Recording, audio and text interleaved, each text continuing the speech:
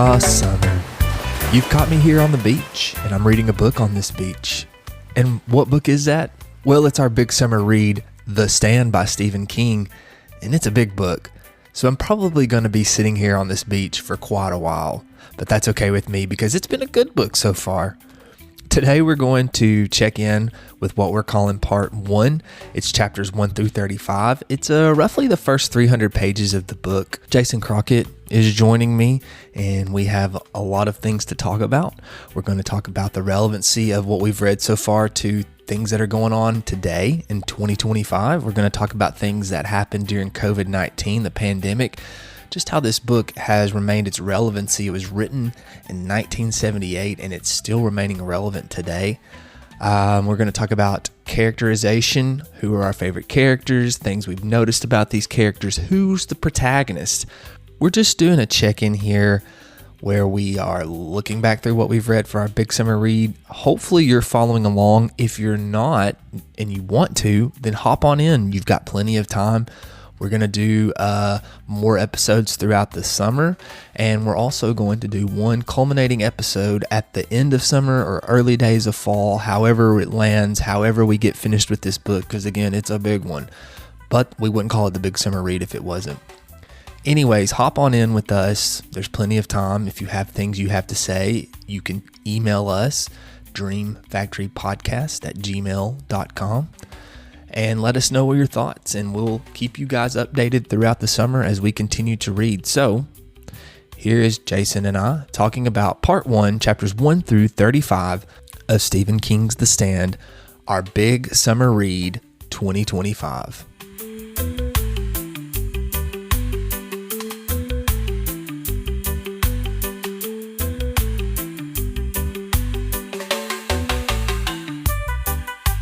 All right, big summer read. It's been happening. We're at chapter 34, which was 300 pages almost exactly. Yep.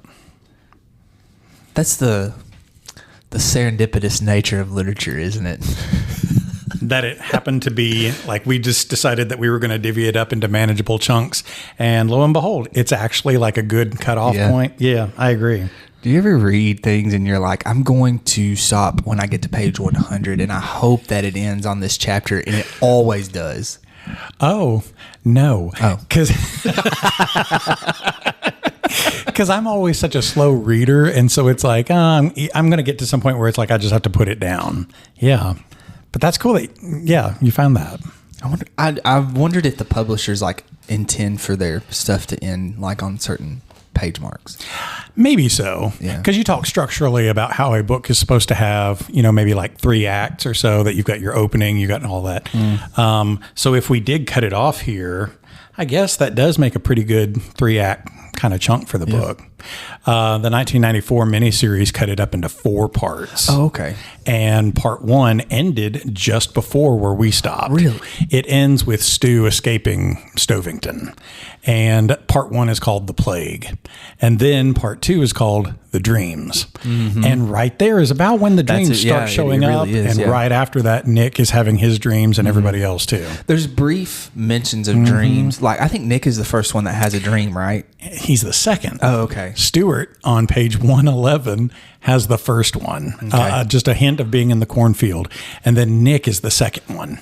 And I wanted to ask you if you thought there was a reason why. Like, why have Stuart or Nick be the first ones to have it? Do you think that Stuart is because he's one of the first people that we've met? Oh, that's a good idea. I wonder. That's a good idea. Yeah. He is. He's like the first of the main characters that we meet. Mm-hmm. And so if Stephen King leads off with him, like, why? That was a question I had for later on, so I don't know if I should spoil it now. But like, is Stuart supposed to be the main character? I don't know. For some reason, I really gravitate to Larry. Me too. I really do, though. I know. And he's not really that good of a guy. No. But I really do gravitate to him. Because I was actually thinking that last night. Like, who is the main character of this? And I kind of think it was like, I gravitate to Larry the most for some reason. Before I tell you my reason, why don't you tell me yours? Like, why do you think Larry more than the others? I don't know. I don't know if it's like the musical aspect of it, you know. Okay. I think I think I've mentioned this before. My dad was kind of in the music industry for a little while, and he was talking about Larry was talking about like people he had met in LA and like I guess kind of the women he had gone through, you know, and it reminded me a lot of stories my dad had told me about when he would go to LA and like the people that he would meet and the women that he would meet, you know. So I don't know if like from the get-go I was kind of like, this in a sense reminds me of my dad. I think my dad is a much better person than Larry is, but I don't know if that aspect of it, because I know that this was supposed to be set in the 90s, but King wrote this in the late 70s, and that's when my dad would have been doing his touring and stuff like that. So I don't know if that's the reason why. I also think too that for some reason in Larry, I see redemption, like redemptive qualities, you know, like he goes back to his mom. Also, when he... Well, this is past chapter 34. This is kind of where I'm at now. But, you know, he's had that relationship with Rita. Yeah. And she's just died. And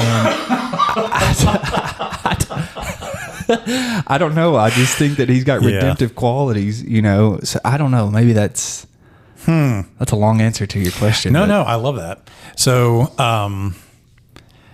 the main characters that we have so far, which it begins with Charlie Campion, who runs away.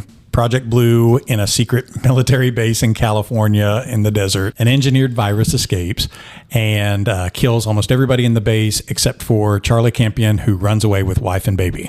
And he makes it halfway across the country before he crashes into a Texas gas station. And the 4 people there that encounter him now are sick with plague. And they spread it to others. He spreads it to others. And the country is quickly crumbling apart. You have main character first, Stu Redman, who meets him at Arnett, Texas. Then you have Fran Goldsmith, who's a college girl in Ogunquit, Maine, who has just recently found out she's pregnant, and she and her boyfriend are not getting along so well. She's told her dad. He wasn't excited about it. She told her mom. She flipped out. And now Franny's trying to figure out, how do I fix anything, including me? Then you get Larry Underwood, who is a one-hit wonder rock star. He's finally made it big. Everybody in the country is singing his song. Yeah. Whether you know it or not, everybody in the country is singing his song. And he's also let all that fame and stardom go to his head, and now he's bankrupt.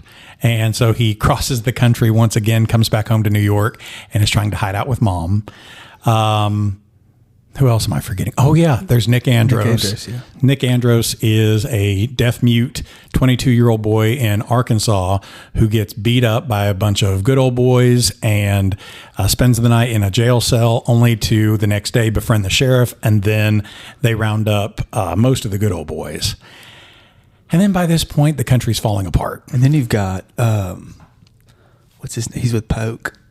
Oh, yeah. I always forget about that. Yeah. Lloyd Henry. Lloyd Henry, yeah. Lloyd Henry, who is a recidivist criminal that just got out of a Nevada prison only to turn around with his friend Polk and start a killing spree after annihilating a guy named Gorgeous George. Well, they didn't kill him.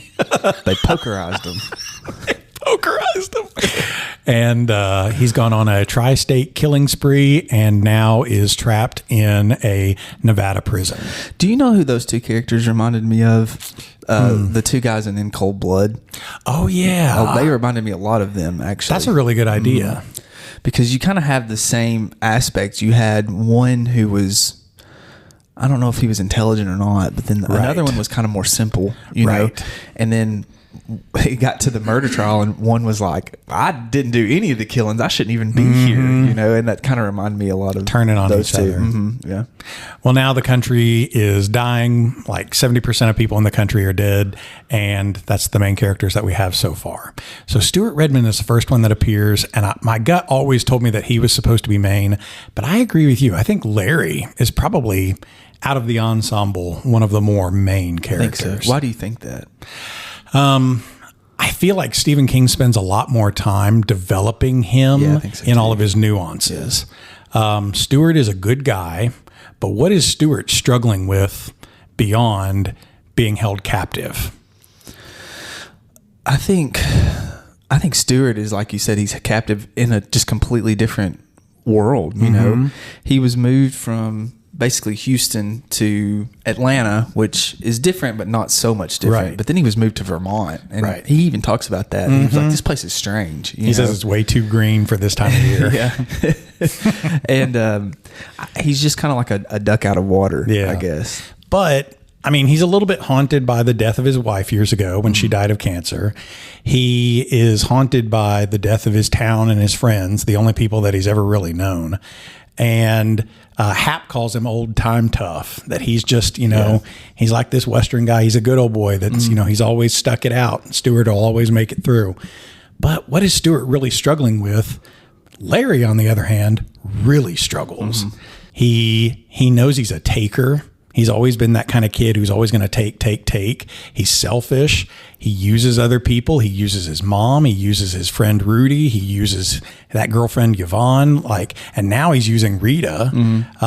He knows that girl who told him, "You ain't no nice guy." Oh, yeah. That really sticks with him. Yeah, it does. And when Wayne Stuckey tries to talk to him and say, "Man, your friends are leeching off of you.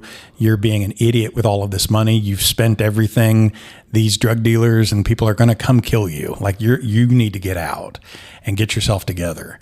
People will try to talk sense to him about this personal character conflict, but Larry's just kind of haunted by it and still not getting over it yet. But something that I always try to tell kids in class when we talk about crisis, because you ask, can people change? I think, yes, people can change, but they have to want it. And usually we're such creatures of habit that I don't know that people can change until they get a bloody nose, until there's a major crisis in your life that forces you to want to have to change. Because otherwise you're just going to keep sliding back into your own bad habits. Well, Larry has that now because the country's falling apart and everybody that he's always relied upon is taken away from him. And he's haunted by that character flaw. You ain't no nice guy. So there's a chance for him, to be a good guy or continue being bad Larry. And I bet you readers probably you see a lot more of yourself, no matter who you are. You see your dad in Larry Underwood. Yeah. And I can see me and I can see my brother and I can see people in Larry Underwood. Stewart is a good guy. Yeah. But I don't know that there's a lot of... I don't know. I was just sitting here thinking, if I had to pick the two protagonists, I think Fran is probably the other one that I would pick. I think Nick is there to, I don't know, I almost think he's like the complete opposite of Lloyd. Do you know what I'm saying? Oh, yeah. Because I feel like, which I'm only 34. Well, at this point, I'm 41 chapters into it, but I know that Nick has this past a little bit, but he seems like he's just so inherently good, you know? And we're getting a little ahead, but he's even had the dream where the dark man's come to him and he goes to the lady on the porch and he says, "How do I tell him no?" You know? So he wants to say no to that. Yeah. Where Lloyd was just ready to, "I'll do whatever you want me to do," you know? Yeah. And I think Lloyd is, like I said, I'm really early on, so I'm making predictions here, but I feel like Lloyd is probably just to progress the plot a little bit, to move on the dark man side of things. Does that make sense?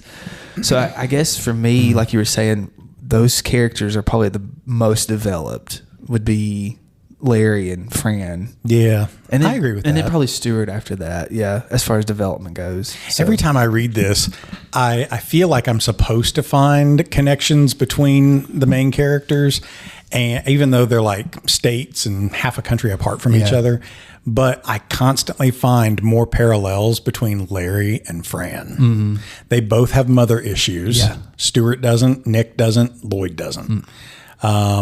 They both feel kind of isolated, if not captive or haunted by what's going on with them right now. But Stewart's just, he's a captive. Nick, I don't know that Nick feels haunted either. He wants to do right by the dead sheriff and Janie. And then he's kind of surrounded by darkness and deafness and everything. But I don't know that he was really haunted by any of his choices or anything. Yeah. But Larry and Fran, I feel like, have a lot of connection brewing for them. Yeah, I think so too. I wonder if Stewart is the origin, if that's why he hangs, like we were talking about earlier, he hangs around more because he's the origin. We can track this whole progress through him. Do you know that's what a I'm cool saying? idea. So I don't know. That's a cool idea. Because it has moved. It moved from, like we said, it started in Arnett to Atlanta to Vermont, you know, and each stop along the way has been like military chaos coming in behind it. So maybe it's like this progressive destruction as Stewart moves along. So Stewart takes it with him. way to go, Stu. Way to go, buddy. You would have a lot more insight on this than I do, but you brought me an Elmore Leonard book. There it is. And I was telling you that in the 1994 series, when Stewart's in Stovington, in his jail cell hospital room, he's reading an Elmore Leonard book. He's from East Texas. He's often called East Texas by characters in the book, right? An Easterner. But he's from this small rural town. He's a very quiet man, right? He's the quiet man. Do you think Stewart is like an archetypal Western character? I think so, yeah. Like it's cowboy or what? Yeah, it's not surprising to me at all that you've got this Texan who is just very stoic, very hard-nosed. I'm thinking about whenever they come in there to do his blood pressure. He's like, I'm not taking my blood pressure till you tell me what's going on. You know, I was not surprised at all that Stewart was the person to do that. So I know that I'm getting ahead here, but I was interested when he connected with the professor and they were so complete opposites, and yet he's like enjoying his time with him, you know? So, but yeah, no, I think that whenever King first introduced the characters at the gas station and he mentioned Stewart was like very quiet and hardly spoke, you know, I knew he was going to be the one that survived out of the group. I knew that he was going to be the one that we were going to stick with out of the group. I think with Hap, there was a time where I thought that might be the guy, but I think maybe King was trying to get us to think he was the guy. So when he did die, it was kind of like oh man, Hap's dead. I don't know, but I wasn't surprised whenever Stewart was the guy, because like you said, that's just like a typical cowboy. You know? Yeah. Don't take no crap. Very quiet. But he's like inherently good, you know. I think that Stewart's a good guy, so and a reader.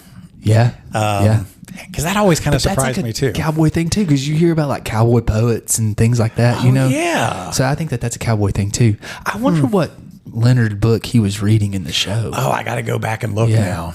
Because in the book, it doesn't say that he was reading an Elmore Leonard book.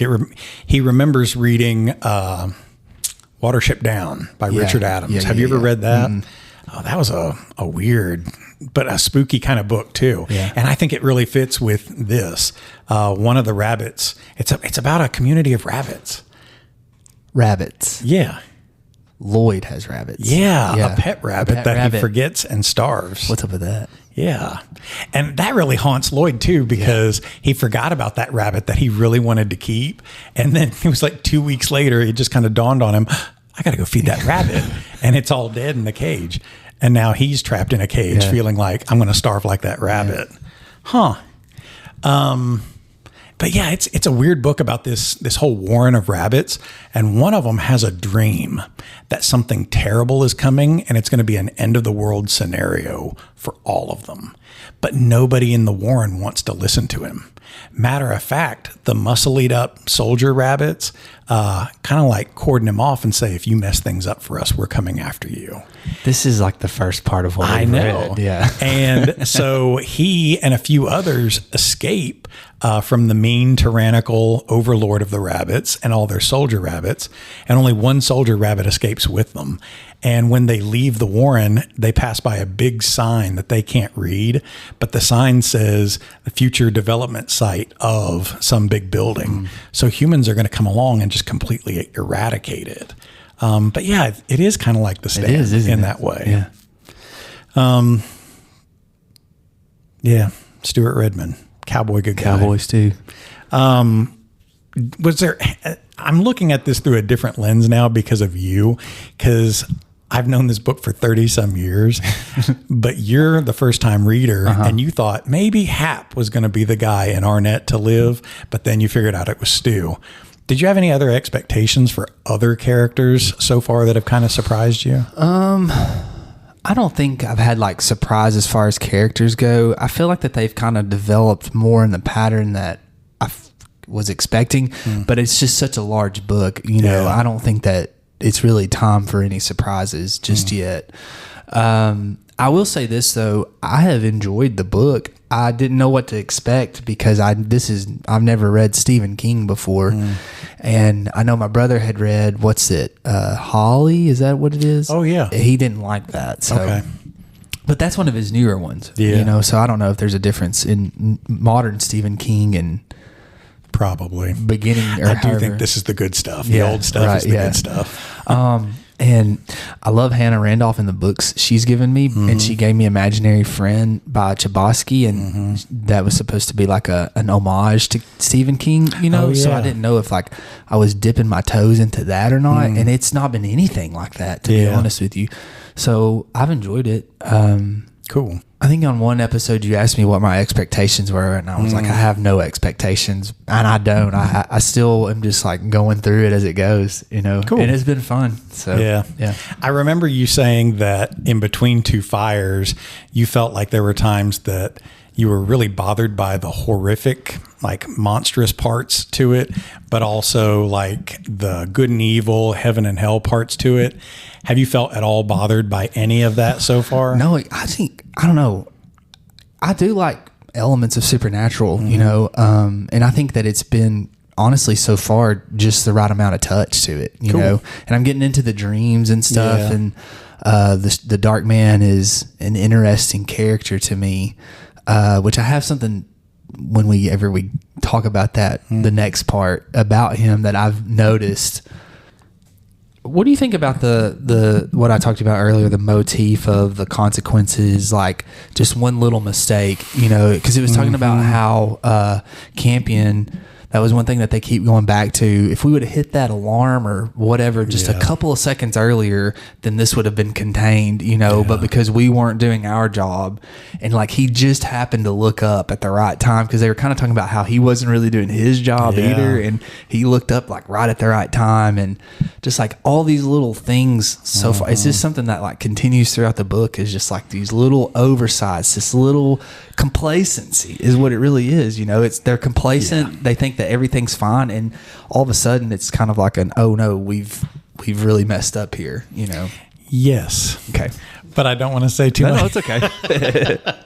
But I know that there's going to be several major parts later on that, you should have seen this coming, and people were being complacent about it, even though we have just come through the greatest tragedy humanity's known so far, and y'all are still just making mistakes. So probably that's supposed to be a comment that humans are going to be like this, even if we're reduced to 1 out of a million. The remainder are going to still be making mistakes because humans are blind. I like that he reinforces that with General Starkey in the early parts, because Starkey is supposed to be this uber capable general who idolizes Blackjack Pershing, and he's standing in front of all of these monitors. His character is kind of like the face of the military combine, and you can watch and watch and watch. You can organize, you can hold on until it burns, but like you didn't contain any of this. You guys let Dr. Eswick make this bug. Like he even says that, somebody made this bug and gave him a Nobel Prize.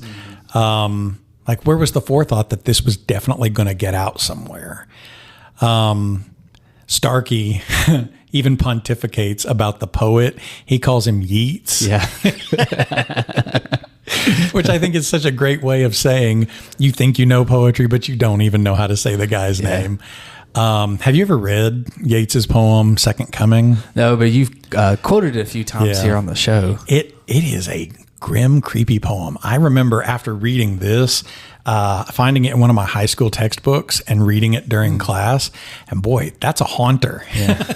And Yeats, I know, wrote it because he's thinking ahead to, after things like World War I are over with, that there's going to be this massive upheaval in human consciousness, that we are going to go through such a traumatic human changing experience like World War I or super flu, that some consciousness in all of us is going to have to overturn.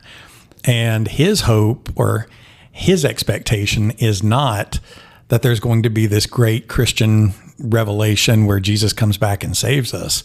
His expectation is humans are a lot more destructive than that. And I don't know that he feels as hopeful about it, because he calls it some rough beast that's slouching toward Bethlehem this time to be born.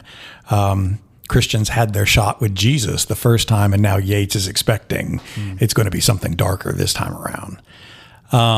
So here's General Starkey quoting that. But still, you can sound as wise as you want to, but you weren't capable of, creating or solving anything. I have not watched the 2020 version of The Stand, but I have seen clips. And one thing they did different is that when Charlie Campion runs out of his control office there and says, I almost got snapped in half by that maglock door. They change it so that it's not just hanging open, that when he ran out, they show a boot heel of somebody holding the door open just long enough for Campion to get out. Oh, wow. As if Randall Flagg was there in his boots, unseen, holding the door open to let chaos start. I know that when Stephen King first wrote this, you said back in the 70s, right? One of the Kickstarter ideas for this was a really bad experience where some sheep, it was like an entire herd of sheep, were found dead because of, I think, anthrax or something that got out. And it was a big deal in the news. And here's this example of what if that had been a town? And if that town had communicated it to others, like what if? And so I know that was in his head somewhere. I don't know. I feel like this same sort of thing still haunts us, though. This idea of, is the American government doing things that they think, oh, we're the mighty American government, we're, leader of the free world. And yet, are we being wise and thoughtful about the things that we're doing? I just kept thinking this whole time that I was reading this first part, how much it just kept reminding me of the pandemic. So much of it was so similar. Just the quick spread, the containment, because or lack thereof. Right? Yeah, but I think I mean like with information. Yeah. Because I know that the president is getting on saying, "Hey, it's not that bad. Y'all just need to calm down." I think one thing that it said was that the president was going to go on and give the American public a spanking. Yes. And I can remember, I feel like that is what the president at that time in real life during the pandemic thought he was doing, because it would be like, no, this isn't that big of a deal. It's not as bad as they say. You need to listen to me, And then it was kind of like people, as they are in the book, started to not swallow that lie. It was kind of like, this is bad. Yeah. I don't know. I just feel like that it's just been so relevant to, that's what I told you before. Like, it just makes me wonder if just this is humans. This is how we are, because it's so relevant to everything that we've gone through with the past 5 years, from the pandemic to the things that have been happening recently, just so relevant. It was just kind of eerie to me how, but to me, that's the mark of a book that's going to have staying power. We talk about that a lot. That's going to be relevant to people in 100 years, because I do think that this is human nature, to be honest with you. And it all boils down to power. Who has power? I want power. And that's kind of like you were saying, we want to think that our government would not, but it's power, and anytime you have people have that power lust, you get that greed that seeps in, and you just take it one step too far. And I think that that's kind of what King's been talking about, right? Like we've gone one step too far, and we've been complacent in that next step, and that's what's caused us to revert back to this. And that's what I keep saying. I just think it's really relevant to society. There's a lot of mistrust, I think, by characters in the book who do not trust what the government says, do not trust, or are fearful of, why is there a military presence? They don't feel comforted by the thought of a military presence. They feel afraid of, which there are troops. That's what's going on. We're going to sneak out of town. And I can remember when I first started teaching back in 2007, I was talking about something about trusting your government or trusting your leadership. And I remember asking my seniors, how many of you, think that your government is doing in your best interest? And they were immediately, no. And so many of them, even still now, are pretty jaded about the idea that your government is working in your best interest. And yet I will ask them, okay, well, how would you vote for this, or how would you pick for this? And they'll still go with the ones that are not. They would point to and say, well, that's not in my best interest, but I'm still going to vote for them because.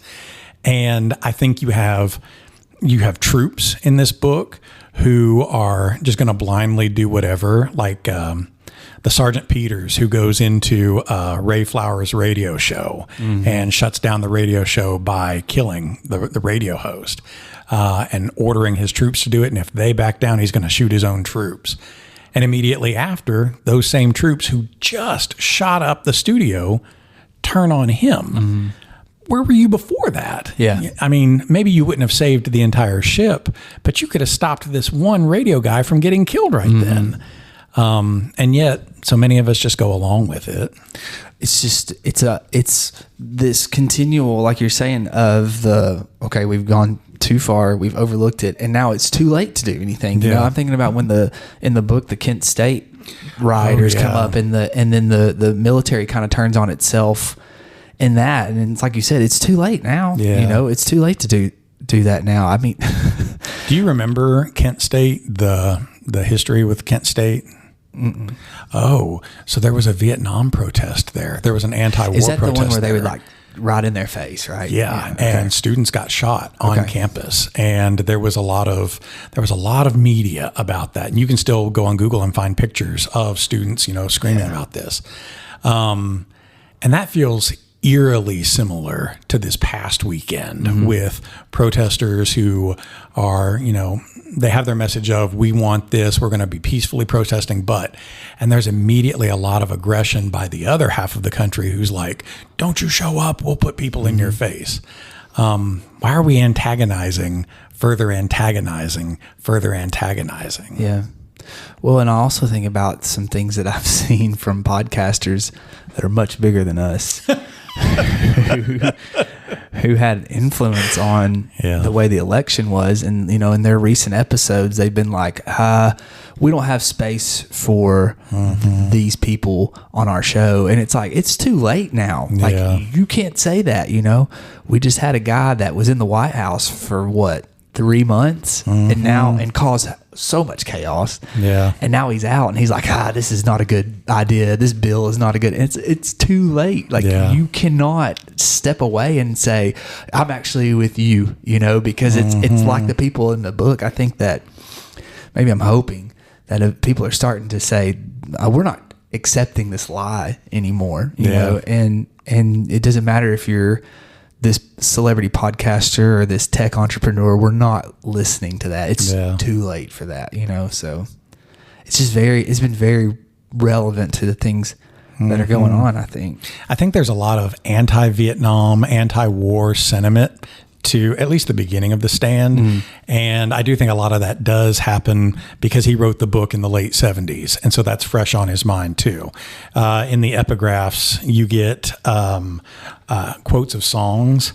And one of them is where they scream out, "What's that spell? What's that spell?" And I can remember, I never heard that song before this year. I never heard it before this year. But I always remembered it in the cover of the book and thinking, is that some band singing about magic or something like that? Like, what's that magic spell or something? No, it's a protest group who's singing this song, and it sounds like a protest chant. What's that spell? What? And when you hear it, man, you do kind of feel like you're in the early parts of The Stand where people are rebelling. So this mistrust of how Vietnam was handled, this mistrust of how the super flu was handled, we are pretty mistrustful of how our government, of how Americans handle things. But that's what I keep saying though. I just think that that's how it's always been. Yeah. I really do. I think ever since our revolutionary days. I really think that though, I mean, we've gotten in this pocket on our show and are reading lives, I guess, where we're kind of been stuck in the Civil War a little bit. But even that, that. And then some of the stuff I've been reading now is post-Civil War, and both sides are like, wow, we don't trust what our government's doing, or they're not doing enough, or they're doing too much, I just think that that's Americans. Yeah. I've been reading A People's History of the United States, and even from the very earliest chapters, they talk about Bacon's Rebellion. And here you've got all these people from Virginia who were establishing these landholds and farmholds, and people were not being given enough territory to settle. So they're like, well, go take Indian territory. So they're like mad about the Indians. They're mad about the whites who are not sharing land with them. And so Bacon's Rebellion is kind of like another big middle finger rebellion to all of them too. Even from the 1600s and before, Americans have been I just think that's doing that. It reminds me of I don't know if we've talked about it on here, but the Australians are like, that was a prison colony, and I've thought this before. Our country was founded on rebellion. Is that not just bred into us to have that mistrust, that we're not being represented properly type of thing. I just think that has been America. I think that we've had periods where we've come together, but I think that that's just America, and we're just so much more attuned to it now because of the news. There's so many news stations, Twitter, Facebook, social media is what I should say. Everybody has a platform. Look at us. We have a platform. That's right.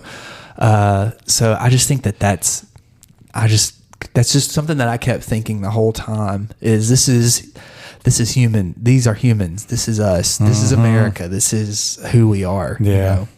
I was thinking the other day when I was reading that if these characters were coworkers at the high school, General Starkey, General Creighton, whoever this fictitious president is, I would not get along with them at all.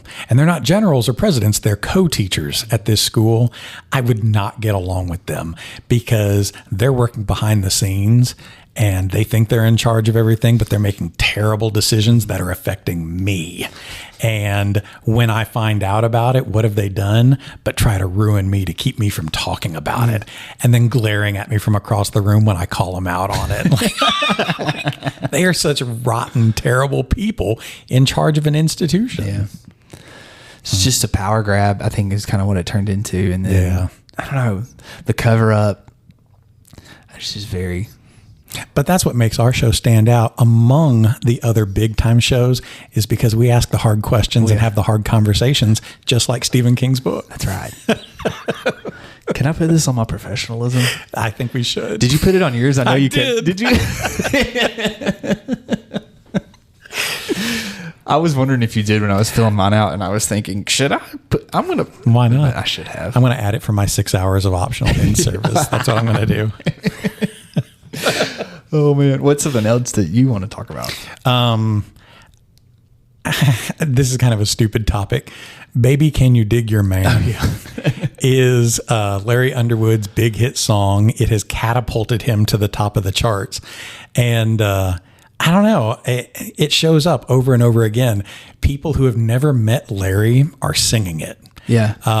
He drives down the street and he hears it playing in old Sam Goody's, right, in 1990. Yeah.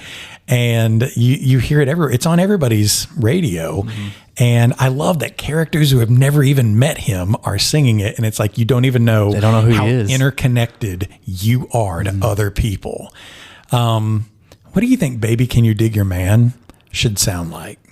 Well, he talks about how he sings it's like a soul song, because he was shocked that it appeared on Soul Train. Yeah, I know. He was kind of just like, what? Well, everyone keeps commenting on that it's like black music, and stuff like that. I don't know. I guess I'm thinking of maybe like a Chuck Berry type thing or something like that. Right? Yeah, that's what I keep thinking of. That's a good idea. I do wonder if there's something to that. I've thought that too about how I guess people are identifying his race improperly based off how he's singing, you know, and he's just kind of like fluidly moving about in this society, and no one has any. Even the girl that you were talking about that throws a spatula at him, he tells her that's me, and she doesn't really believe him because she's like, "That's not okay. Whatever you say, you know." I wondered if like, I mean, you have to think that King's trying to say something about that, you know, but I don't know. What about, it's kind of also like these celebrities who get seen out in public. The guy from The Bear, I can't remember his name. Oh, yeah. But I saw a video of him the other day where somebody was filming him, and the guy next to him said, "Hey, have you ever seen The Bear? You look just like that guy." And he was like, "Oh, hey, I appreciate that," and walked on. Or people who see Elijah Wood and they think that he's Daniel what's his name from Harry Potter? Oh, Daniel Radcliffe. Daniel Radcliffe. Yeah. And they mix up and they'll see Daniel Radcliffe and say, "Hey, I loved you in Lord of the Rings."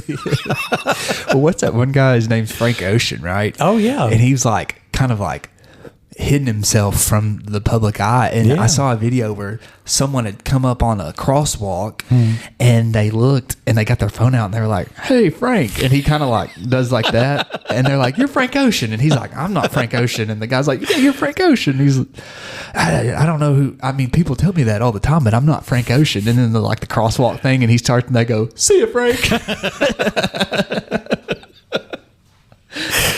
What a Larry Underwood moment. Yeah. I just always kind of wondered about that. Like, what's it supposed to sound like? I do know that for the 2020 version of The Stand, they changed Larry Underwood's character to be a black guy. Oh, okay. Because he had been portrayed as white in the first one in '94, and this time they went ahead and made him a black guy. Which is fine, but I just wonder though why you would do that, because like I said, I feel like Stephen King has intentionally made it that way. Do you know what I'm saying? So it does negate some of that irony. Yeah. And I feel like for me, the only reason why I care that irony is there is because we're splitting Larry Underwood as a character. Old Larry is the rock star who was a user and a taker and a bad guy, not a nice guy. But if Larry has what you said, redemption, if he's got a shot at it, then new Larry, good Larry, has to divorce himself from that. And so if we aren't even sure, like you're a white guy, but you sound like a black guy, are you this rock star or are you not? Who are you? Like, that's the only reason why I care about who is the real Larry Underwood. But I have heard the version of Baby Can You Dig Your Man that they made for it. I did too. Oh, in 2020? It wasn't what I was expecting. No. Yeah. I mean, I don't necessarily hate it, but it is not what I expected at all. Well, I was assuming that it was a real song because everything else was a real song. So when it kept coming on, I don't like when songs are in books. I don't like that. Because I'm thinking about like Lord of the Rings, you know, when the elves and the hobbits and all of them they're all singing. I don't know how this, what tune am I going to here? So I don't like it whenever that comes up because I don't know how to read it. And so I'd heard Don't Fear the Reaper. That was an easy one. There's another song that came up and I was like, yeah, I know that song. But then Can You Dig Your Man kept coming up and I was thinking, well, I don't know. I've never heard this song, so I'm going to go back and listen to it. And that's when I figured out that's how I figured out that was like Larry's song, is because that was the only place that I had found it was that 2020 recording. And I thought, that's not what I think that this would sound like. So there are some other ones that I think I like better, but yeah, there are so many fan-made versions that are out there too that just don't sound great. I had found a few of those on Spotify, but I had determined that these were like bad covers. Yeah. Oh yeah. The one from the 94 series is always going to stay in my ear. I don't think it's great or anything, but it's always going to be the one that I think of. I've not heard it, so I'll have to send it to you sometime. Yeah, I'll have to go and watch it. I'll have to go watch that. Maybe the 94 series? Yeah, maybe, I was planning on doing it, but now that you've said that it's like divided up like it is, I would like to try to do that. It is kind of divided up into like the 4 sections that you have picked. Yeah, that's good. We live in a simulation. I'm not going to disagree with that. I really think that whoever's running the Matrix has just been replaying Andor season 2 and parts of The Stand for us. I don't know. A lot of my stuff was centered around the COVID stuff. Just, again, I said this quote to you where it says a coup in India, power station blown up in Wyoming, Supreme Court was expected to hand down a decision on gay rights. That's where I put maybe America and the world is just constantly in turbulence, Yeah. That's a lot of my notes is just how relevant I kept finding the whole thing, Also the characters, because he brings up news reports over and over in here. Stu watches the news. Nick watches the news. Larry doesn't watch the news, but he calls that girl back in LA and she says, well, on the radio, they're saying this. So it's like, even in 1990 America, there's all these different voices that are telling you. Something that I appreciate that Stephen King does with it in his uncut version of it, is that he gives you all these extra pieces and they do weave in background details. Cause Larry is tending to his mom, the day she gets sick. The Today Show was on, and that's when they're giving the three things, that there was a power station in Laramie, Wyoming that blew up and a landmark decision about gay rights. Well, most of that stuff is just like background noise, but the Laramie power station shows up elsewhere. And then when you finally meet the Dark Man, you find out, he was there. He was one of the instigators of this. So it's like all of these background details kind of do matter. You talk about there being, just these numerous tiny details that we're not paying attention to that really overall do matter. Also, I like that Nick says you don't have to be able to hear the news to hear the news, because sometimes it's what they're not showing or what they're focusing on. That they barely even said anything about the weather. They didn't show any infographics or anything. And he's like, maybe the meteorological service isn't working anymore. Maybe, if you pay attention to the guys who keep looking to the side, there's soldiers there that are training weapons on them saying, read this. So I appreciate those bits of news because they do kind of fill in the gaps for what's really going on. Yeah. Do you think Nick is our blind man protagonist or archetype? I mean, do you think? Why? Well, he can't hear or speak, and like I said, I think that he's inherently good. I think he's probably our best, as far as what am I trying to say? Most innocent character, I guess, just purely good. That's what I'm trying to say. He's just purely good out of all the characters. So I didn't know if he was kind of the example that we're having. Do you know what I mean? I don't know. That's something I've been trying to figure out. Why is he deaf and mute? Well, a lot of times in our literature, when you get the blind character, they may be physically blind, but they can see beyond a physical kind of sight. So it's like they see the truth of things that the others aren't necessarily there for. And that's what made me think about that again, is because you were talking about how he was thinking about the people off screen and things like that, So I wonder if he can see things that these other, he has to. So he has to be that archetype. Yeah. It reminds me of how when you go back through the Bible and you find why are these players the major players? Why did God pick people like Moses? He's just a baby. He was born and no different than me. And because of his circumstances, his people had to put him on the water and send him out. And God sent him to Pharaoh. He was raised up in a mighty palace. And then one day given this awful task of, hey, you feel caught between the people who raised you and the people who really rightfully are your people. And here's my task for you, Moses. Why is God picking certain people over others? What is Moses equipped with that maybe other people aren't equipped with? So I think that's a good way of looking at Nick Andros. In what ways is he equipped better than other people? Why were some people immune to this virus? Right. Which, I think that's still, talking about the relevancy, I think that's still a thing that they're researching right now, is why were some people immune to COVID, you know? I know that I have not tested positive for COVID. I think that I've had it, but every time I've gone and taken a test, it's been negative, And me too. That's weird. So this whole time I've been thinking, I'm not worried about this. I would survive the stand. I know the summer before COVID hit. So this was summer 2019. We went on a trip to Maryville, and the day we got there, we were going to be there a week. It was just us. It was great. And the day we got there, I got sick, and it was a respiratory thing that had me down for days. And I don't remember ever being that sick with a chest cold that even like sometimes you still kind of feel like, do I have repercussions of it? And then that following spring, we hear about COVID and all of the symptoms of it. And it made me wonder, is that possible that you had something like that? Because that was 9 months before that ever But I think that was a question people kept bringing up, because I know that my brother did that too. And there was like a small, when everything kind of first started, people were like, we've already gone through this, haven't we? I've never tested positive for strep. Oh, my kids have gotten strep a couple times, and it's like, I don't know what to do because I've never had strep. Well, in the book, the doctors at Atlanta say that the only things that they can find about Stu are that he's got numerous moles. He's got a higher than average density of moles on his body, and he dreams a lot. And all the characters who are survivors so far have continued to say, I always used to have these vivid dreams. Nick always used to have vivid dreams. Even Lloyd used to have vivid dreams. So maybe there's something, I don't know.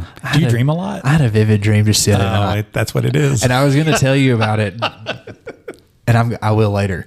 But I remember you telling me that I would dream about The Stand, and I keep waiting for last night was the first night that I went to bed thinking, I'm about to see The Dark Man. Oh, God.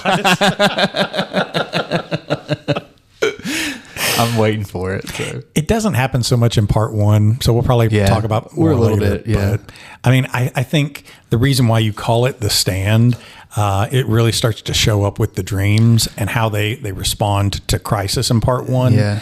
And also how you respond to those elements of your dreams. Well, bleeding over into that second part, we talked about Lloyd. He accepted the Dark Man. Nick is trying to find a way to say no to him.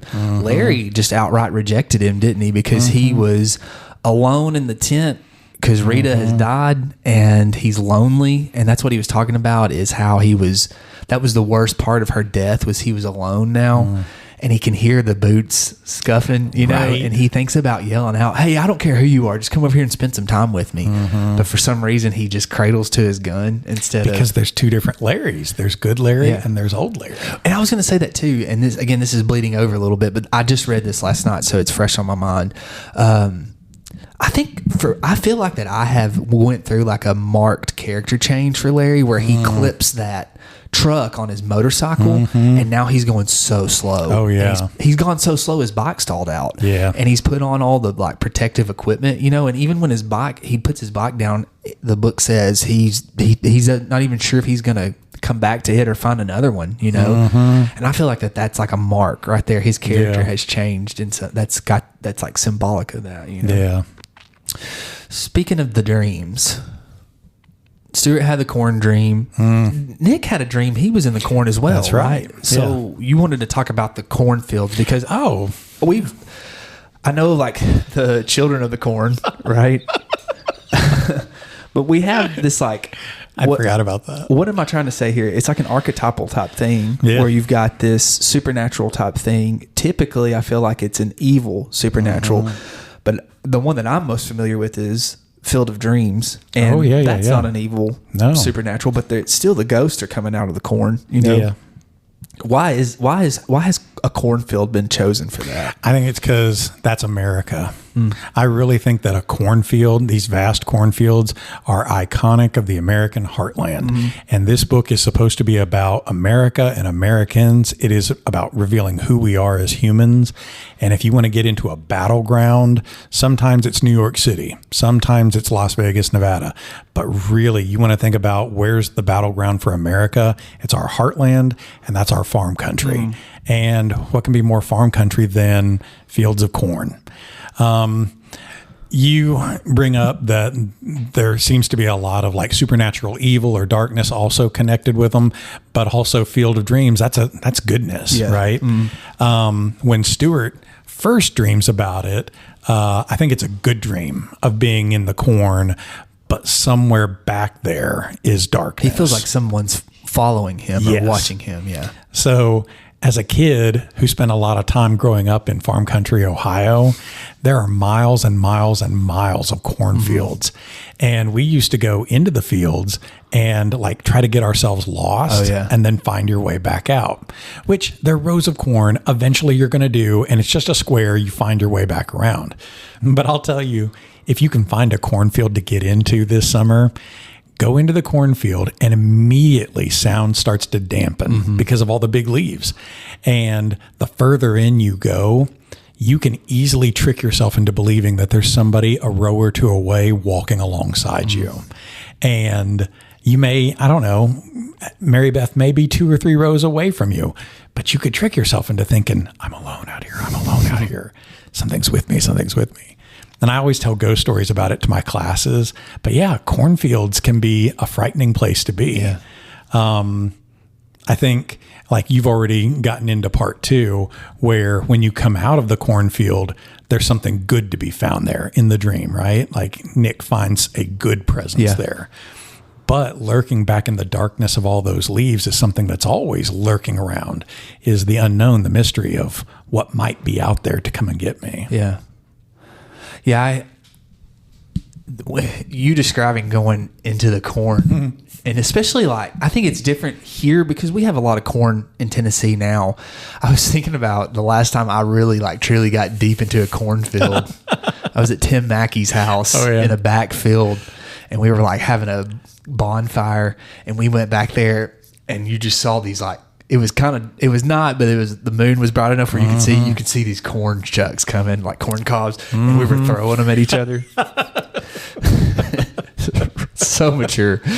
But here it's a little different because you can it's like hilly and identify maybe a little bit where you're at. But I was thinking about the cornfields I've seen going through the Midwest. Yeah. How, I don't know, it's almost like claustrophobic feeling, even though you're in the middle of this vast space, you're closed in, you don't know where you're going. Yeah. And if you could go out far enough and turn around, spin around, spin around, spin around until you disorient yourself, now find your way back. Because especially in like you were saying, like the flat heartland, there's no markers to, if I do that here in Tennessee in a field, I could probably look up and find a tree or something in the field nearby, you know, because our fields can't be that big because we have so many hills. Yeah. So yeah, that would be. And ours grow faster here because I know our corn's already up to like hip height I've already. seen some tall corn. And in Ohio, it was always supposed to be knee high by the 4th of July to make sure that it was going to be, you know, whatever. But yeah, ours is already up. But I don't know. Does ours actually get as tall as corn and some of the wide open? I don't know. I don't know. I feel like ours is like finished by mid-July though. Yeah. It's like done. And then dead and toasty by end of August. Yeah. He uses it in Children of the Corn. Is that a Stephen King? Oh, yeah. Okay. Yeah, I remember watching that as a kid, too. That freaked me out. I've seen parts of it. Yeah. I was young, so I turned it really quick. But which, I mean, it is about the kids who go crazy and like, take care of the town. But there is supposed to be a presence walking, right? The one that walks among the corn. And that's referenced in here over and over in the dreams, like the shadow that walks in the corn with you. I thought that Peter Goldsmith, the dad, Franny's dad, I liked him. I really liked him. I feel like that he handled that situation the way that I think that I would have handled it. He wasn't thrilled to death, but he was still going to stand by his daughter, you know, and he essentially was just like, I really don't care what you do as long as you don't kill it. Yeah. That was his kind of stance on the whole thing, you know. Because for him, life is precious. Yeah. And it's way too easily discarded in this world, especially in a world where a government engineered plague is about to just take everybody out. Well, he says something to his wife when Fran tells her mom that really stood out to me because, you know, the mom is so caught up in the grieving process still of her dead son, you know, which, I mean, I'm sure if we lost a child, we all would be in a process stuck like that.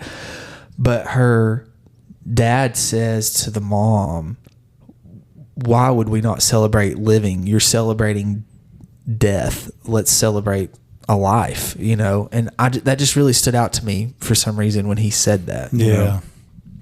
Yeah, she gets caught with that parlor. What does he say? What's the line? That the clock keeps marking off segments of time in a dry age. Like nothing ever ages or changes in that parlor. It has always been that way. It is a time. It is a moment frozen in time because she can't let go of the past. Even when he comes in, well, he won't come into the parlor. No. But even when he says something to the effect of this, we're going to celebrate this child. We're going to, if she wants to stay here, she can stay here. And the mom even says, this is where your dead son's coffin was, you know? And he was kind of like, I know that.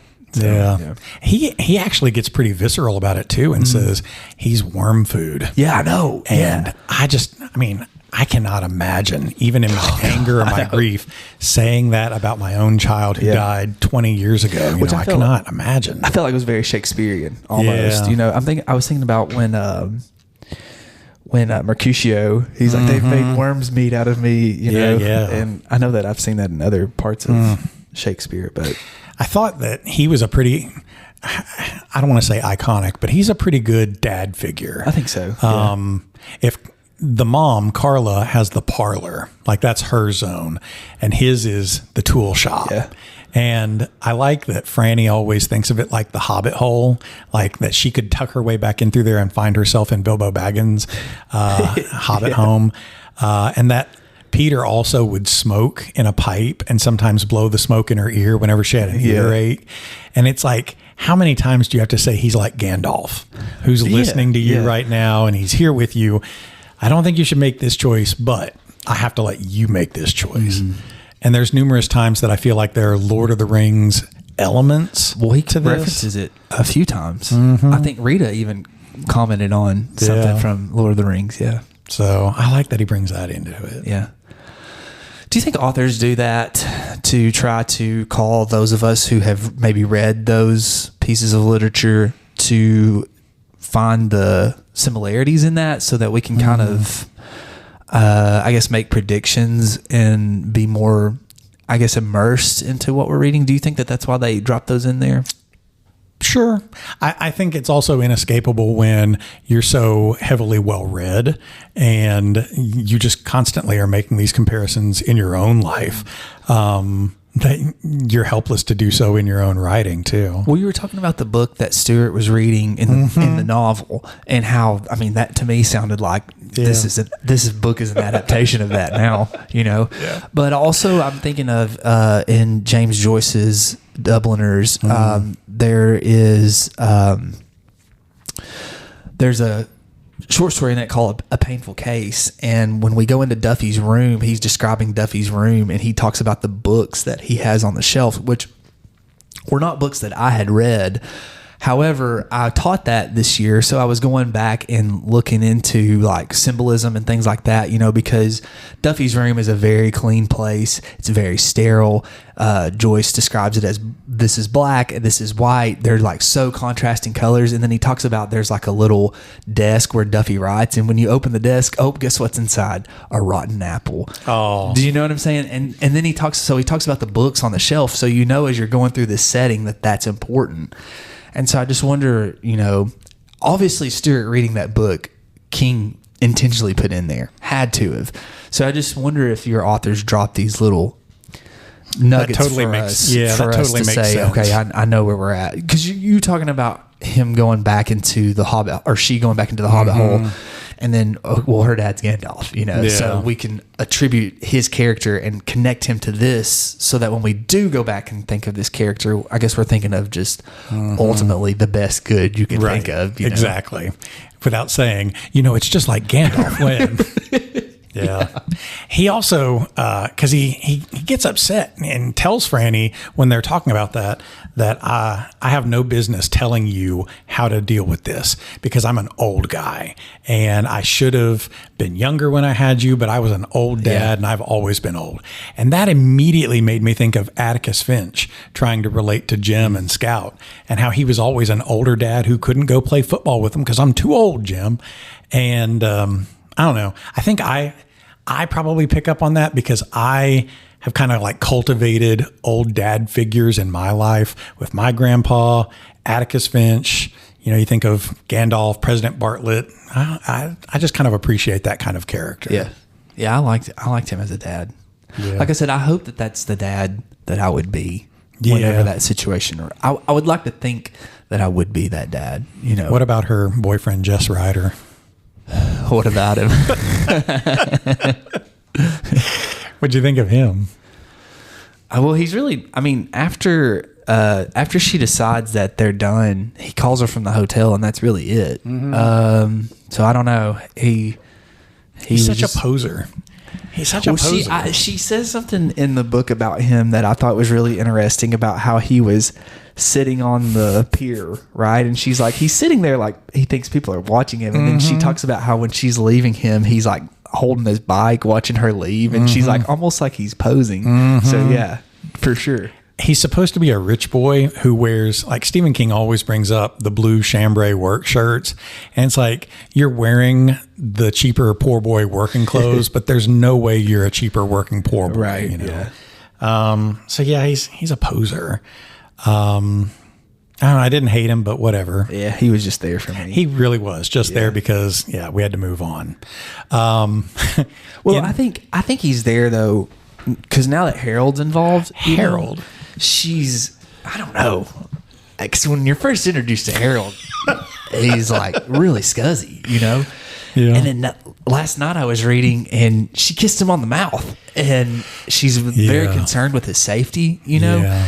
And so I was thinking about Jess actually last night because I thought he had to have been introduced for us to have a contrast for Harold to stack up against, you know? Yeah. Because Jess is supposed to be, from the way I read it, like handsome, kind of like the typical college guy, you know, like you said, he's dressed this way, but he's posing, which made me think of like people that I've met in college, you know, but she's apparently attracted to him because she sleeps with him and she gets pregnant. But then you have Harold, who's like disgusting.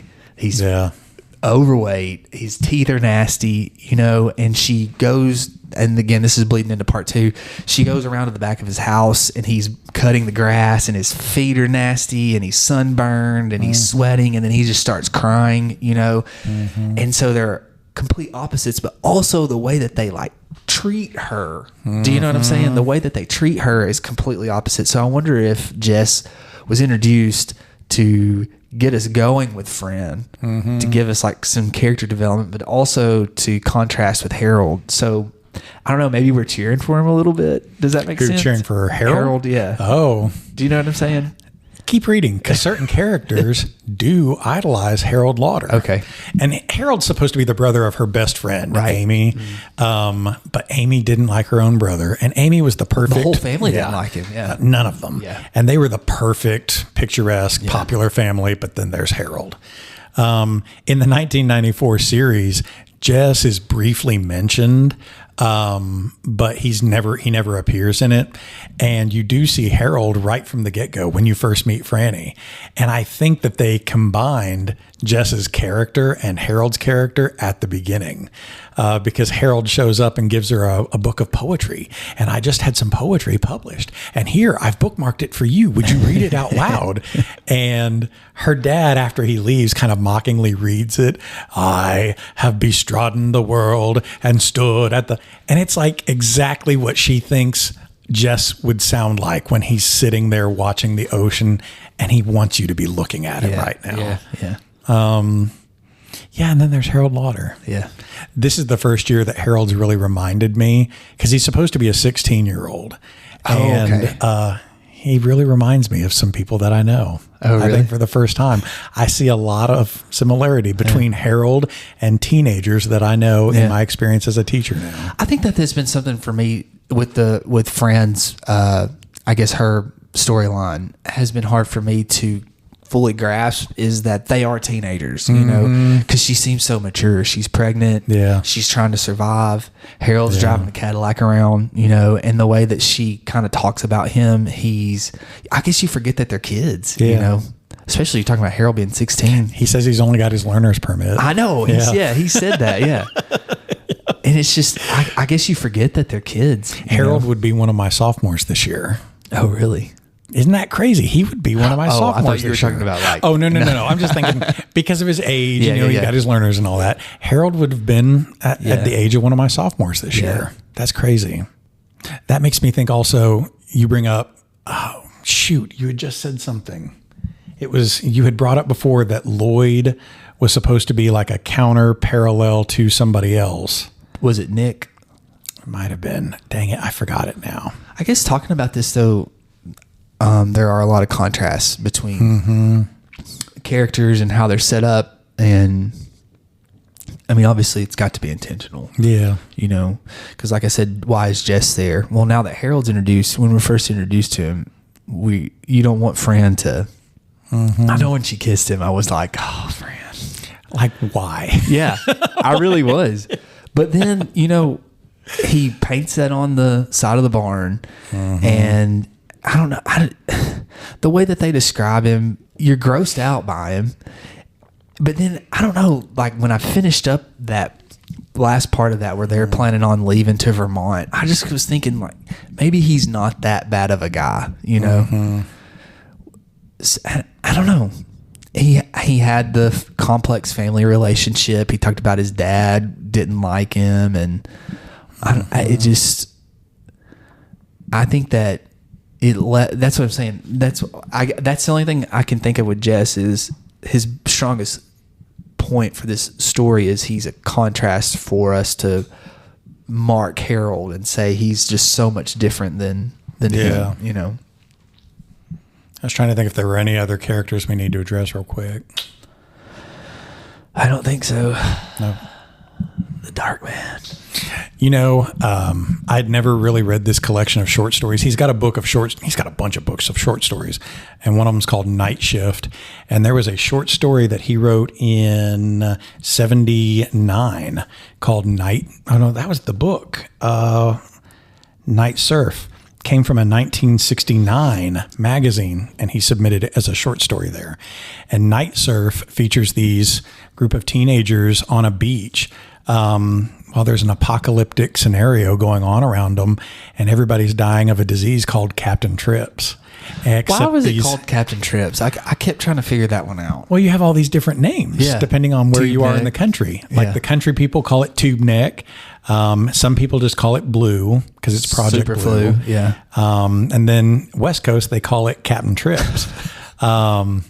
Because what a trip, man, right? This is the captain of all of them. But you talk about COVID-19. We had so many different names for COVID-19. Yeah. And some people would get really stickler about it, and they would call it SARS-CoV-2 or whatever. Yeah. And then some people would call it the vid, and some people coronavirus. That's what we all called it at first, was coronavirus. Some people would call it Chinese flu. We all had different nicknames for it, right? Well, they called it the Russian flu at one point in here, didn't they? Which I thought was interesting. Yeah, because there are different strains: Russian flu and London flu. Yeah. Which the flu, I never really thought about it before COVID-19 came around. But the flu was really only like 100 years old for us. Well, that's what they were talking about in the book too. Yeah. He runs into, I can't remember his name. I just read him last night. The professor, though. Glenn Bateman. Yeah, Professor Bateman. He says, we don't realize it, but the flu's not that old. That's what he tells Stuart. So, yeah. And it almost eradicated, so many people back then. Who is it, though, in their dream, they see the Dark Man and they say, it's Captain Trips? Oh, I don't remember. Someone calls the Dark Man Captain Trips. Ugh. So, well, he also gets a lot of nicknames, too. Yeah. And I guess we can save him for the next one, but the Dark Man's he's such an amalgam of like different fears, but I think he's a really good archetypal bad guy in a very American sense. Yeah, I think so too. He's got the denim on. Yeah. He's got the cowboy boots. If you ever go back to walking the highways. He says in his first appearance in whatever chapter that was, that these were his highways and he knew them. And that always reminds me of these short stories when you read like The Devil and Daniel Webster or some of these others, that the devil is a very archetypal American bad guy, and he's always walking the backwoods streets. You always meet him at a crossroads. Oh, yeah. He always walks alongside Goodman Brown. So he makes me think of that kind of character too. Just traveling around. With all his nicknames. Yeah. I know who I'm going to say thank you as. I forgot this. I'm going to do Poke on one of his. Oh, he's geez. just snorted something. Maybe I'll do Nick Andros. I thought about doing that one too. I don't know. You're gonna have to pick somebody for me because I don't know. This is your story. Oh gosh. I'm going to try not to be too loud. We're in the study room in the library at Tech again. That's true. I have to be allowed to do Poke though. I'm gonna pick. Oh God. I'm gonna pick Old Larry. Okay. I'm gonna pick Old Larry. Who do you want to go first? You. Me. Okay.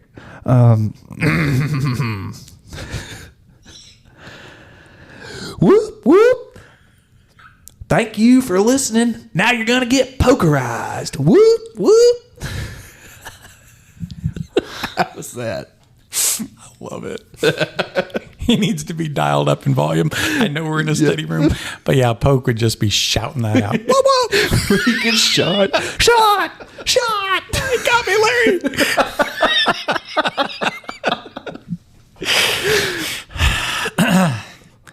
I can't even do this right. Well, you know them royalties. I didn't realize they were going to be so cheap on me and everything. But hey, I do appreciate that brown sound show do get around. And I love that y'all tune in for me. Hit me next time. We're going to be at the top. We're number 19 with a bullet. Check us out on all the major platforms right now. This is your man, Larry Underwood, saying thank you.